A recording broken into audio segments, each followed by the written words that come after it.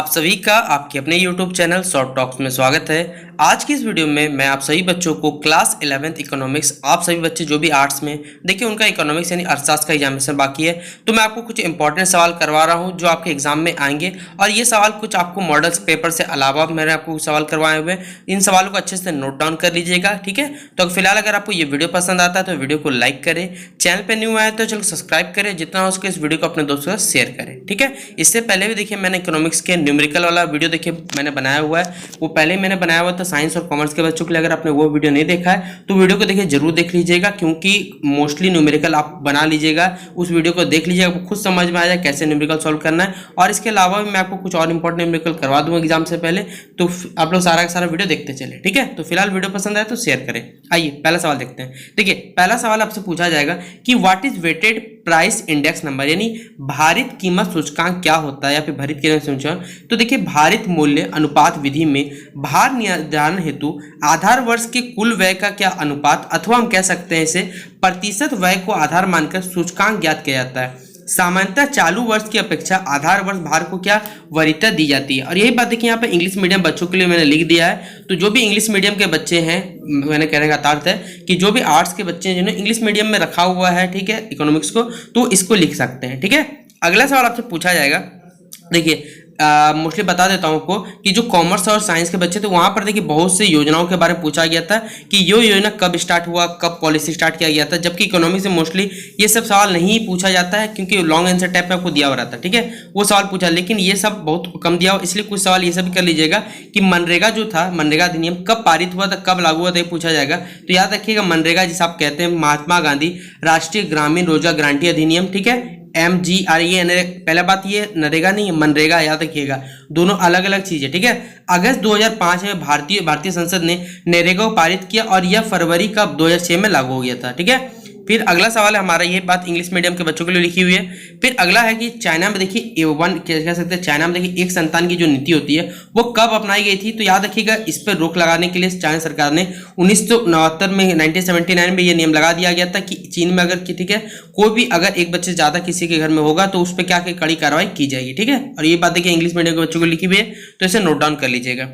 ये VVI सवाल कर लीजिए। ये सवाल आपको 2-3 तरीके से पूछा जा सकता है कि निर्धनता क्या होता है, और निर्धनता के देखिए क्या क्या कारण, कि निर्धनता किस कारण से होता है। ये सवाल कितना भी तरीके से पूछा जा सकता है, मैं आपको समझा देता हूं, आप लोग खुद समझिएगा।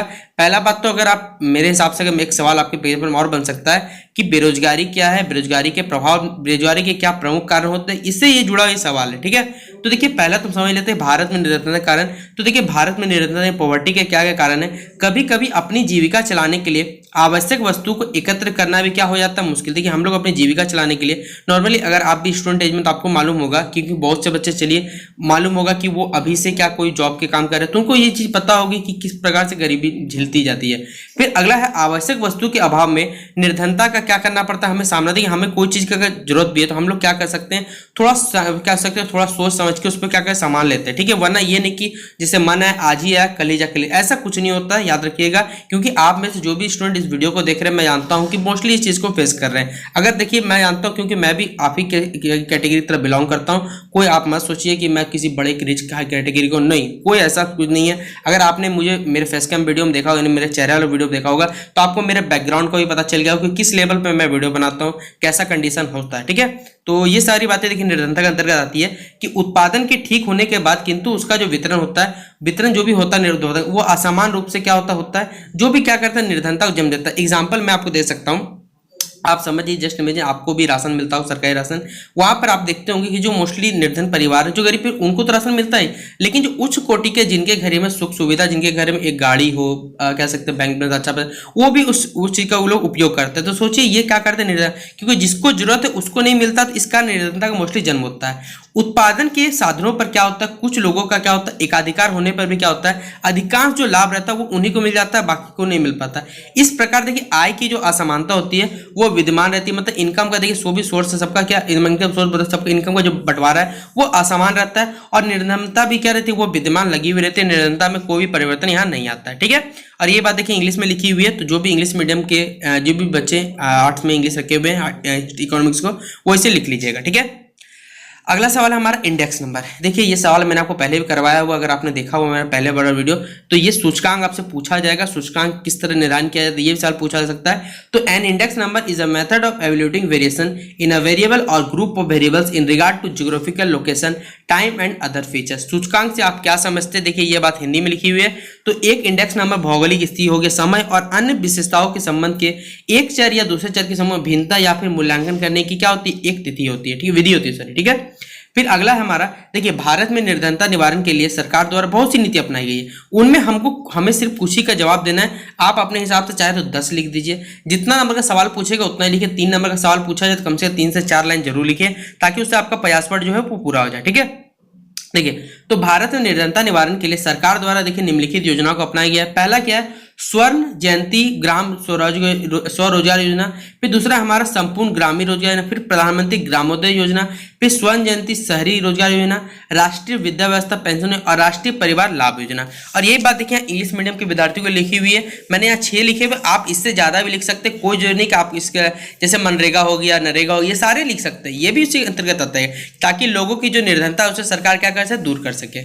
अगला सवाल हमारा, किसी भी व्यक्ति के लिए, ठीक है, कार्य के दौरान उसे प्रशिक्षण की, मतलब कोई भी आदमी वाले काम करता है उसे ट्रेनिंग की आवश्यकता क्यों पड़ती है। तो देखिए कर्मचारियों को कार्य पर प्रशिक्षण देने का उद्देश्य होता है उन्हें कार्य की वास्तविक परिस्थितियों को क्या समझाना एवं आवश्यकताओं से कम समय में उसे क्या करना, परिचित कराना होता है। जब कर्मचारी कार्य पर प्रशिक्षण प्राप्त करते हैं तो वो उस काम में क्या होता है, उस समस्त क्रियाओं को देखते हैं और उन्हीं क्रियाओं द्वारा क्या करते हैं, वो सीखते हैं। इसके परीक्षा जो प्रशिक्षण से ट्रेनिंग से समय में पर्याप्त कमी हो जाती है, प्रशिक्षण वह भी क्या होता है, बहुत कम हो जाता है। यह प्रशिक्षण क्या होता है, व्यवहारिक होता है, जिससे जो परीक्षार्थी रहते हैं वो भी क्या रहते हैं, रुचि के साथ उस कार्य को क्या सीखते हैं। कार्य का वास्तविक वातावरण मिलने के कारण इसका कार्य अभ्यास भी क्या होता है, काफी अच्छा हो जाता है। कर्मचारी को अपने कार्यों की प्रगति देखने का भी क्या मिलता है, अवसर प्राप्त होता है, जिससे वो अधिक अच्छा कार्य करने का और क्या करते हैं, प्रयास करते हैं। और यही बात देखिए यहाँ पर इंग्लिश में लिखी हुई है, तो आप सभी जो बच्चे हैं वो इसे नोट डाउन कर लीजिएगा कि why on the job training is required for a person.